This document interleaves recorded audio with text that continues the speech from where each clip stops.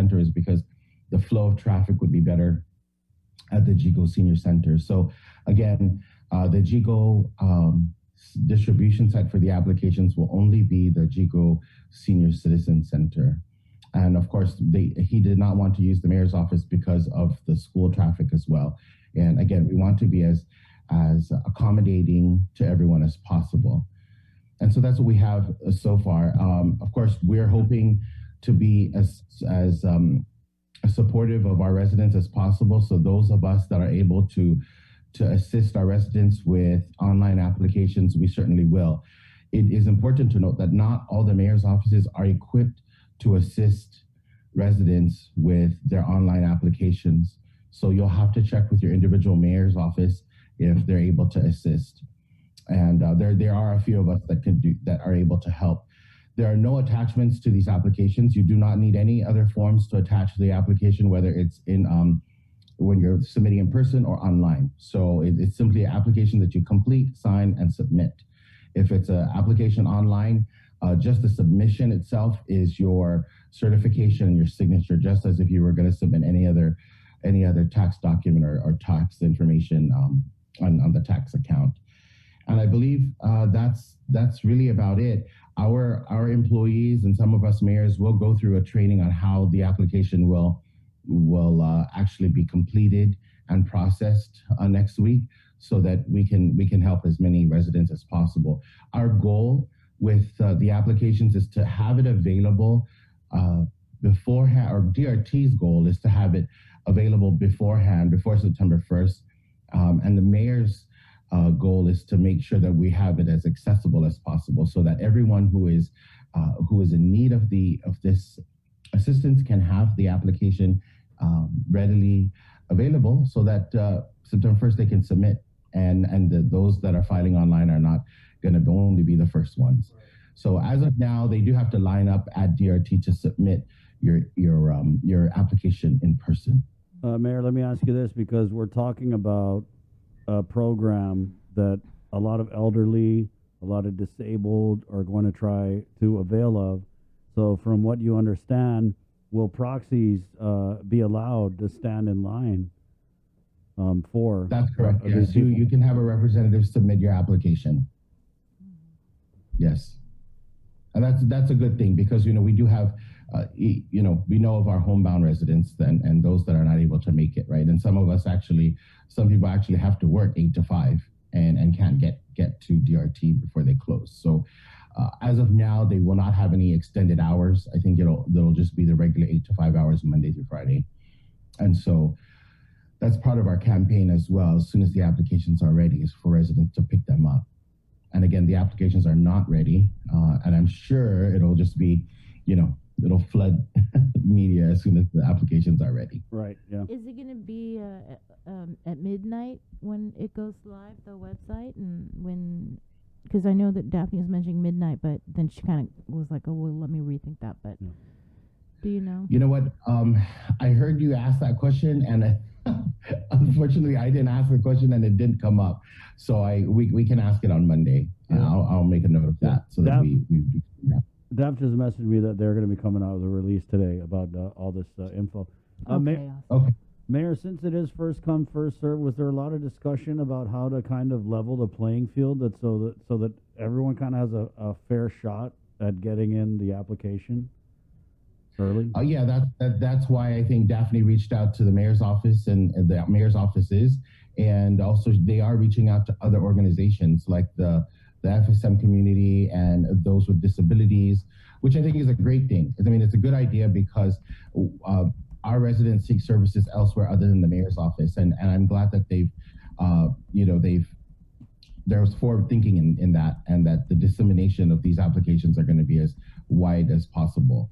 And our goal also at the mayor's offices are to spread it as far as we can. And I did mention the churches, because there are some village mayors that are, as far as proximity, are close to the church, and so we can share these applications with the churches as well. And it's not just the Catholic churches. There are other churches in our villages that we can share that with. And so we will do it. Was there any discussion on whether or not GovGuam employees will be able to use their GovGuam work computers to apply for the all rise. Sorry. No, we did not ask the question. I did not ask the question. It didn't come up. Can you ask on Monday? I can ask. I can ask on Monday. Yeah, you're just asking But these you know kind of what? questions because it I mean, feels like if it's like the big, amazing race or something. Yeah, to, it's like Hunger Games. yeah. It totally is.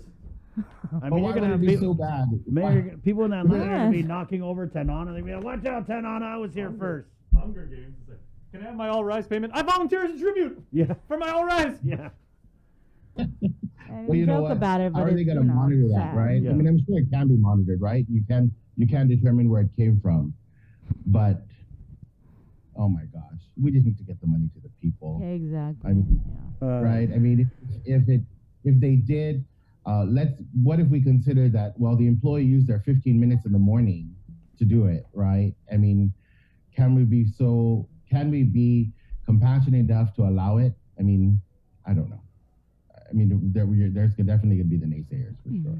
You mentioned computers, Is this but really a when I'm sorry? you mentioned possible access of computers if mayors can provide the ability. Oh, well, then for, there you go. That means that we can't use it if we're going to get that detailed, right? Mhm. We couldn't use our computers at the office to help our residents if Yeah. government employees themselves can't use them. But no, but these are GovGuam employees applying on a GovGuam computer. We're talking about residents in your community, Yeah. that don't have computers. I mean, in that case, and if you're a resident, go to any, go to the governor's office then and fill it out. Use their computers. But I'm just saying that I know when we talked to you before, you said that you'd been in discussions, I think, with Lieutenant Governor on getting more technology, which I would think would Correct. be computers in mayor's offices. So where are you guys in those discussions, and when are you guys going to get technology upgrades in the mayor's It's still, I did communicate with him on it, and it's still in the process. It's supposedly happening. So, but we have not received the equipment or the software. So we talked about it, and it is. It was just as recent as last month that we had that discussion about that. So it's still. But I want to go back to using the computers. I mean, we couldn't determine unless we asked if John Doe came in. How would we know John Doe is not a government employee? Yeah. I mean, you know what I'm saying? It was just a question, So- Mayor. I'm pretty sure and no one's even got there yet. Yeah.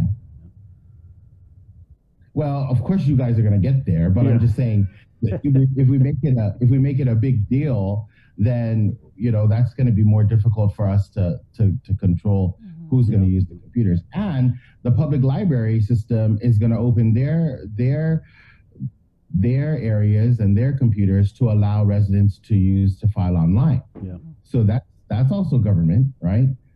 I mean, can you apply while you're at work? Yeah, basically.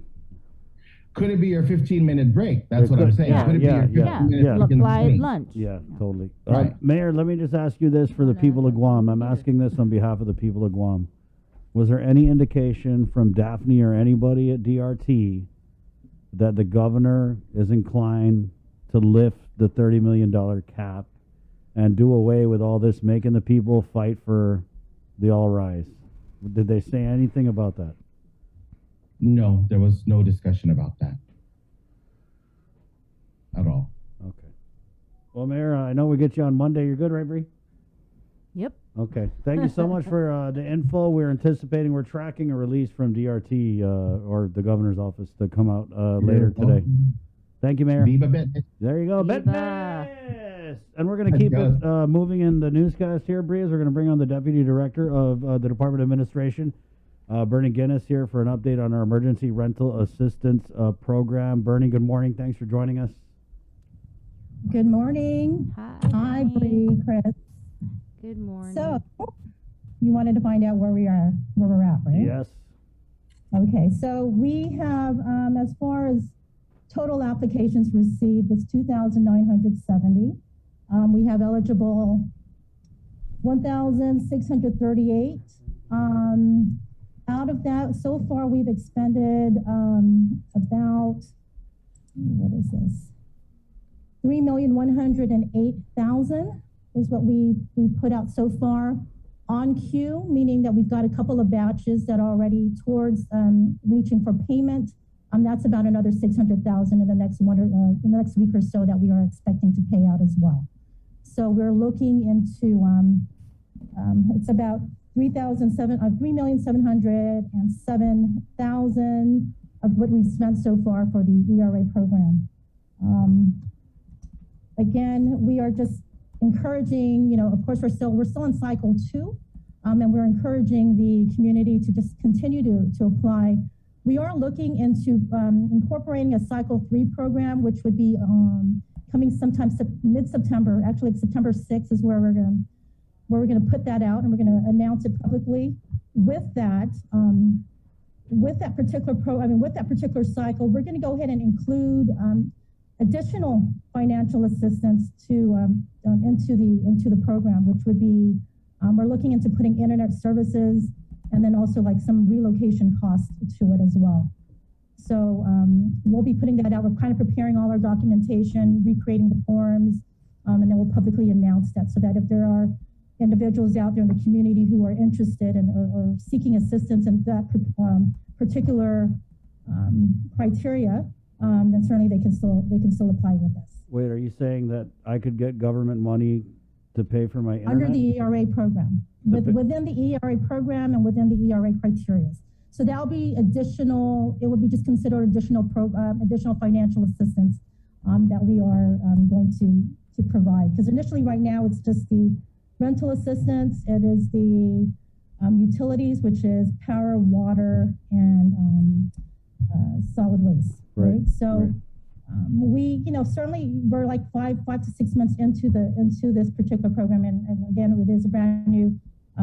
It's something that's brand new. So we're looking at what all else is there that is covered within this program that we can provide assistance to. And there was some inquiries and some desire to try to see if we can include maybe internet services. We saw some applications where they were. When they relocate to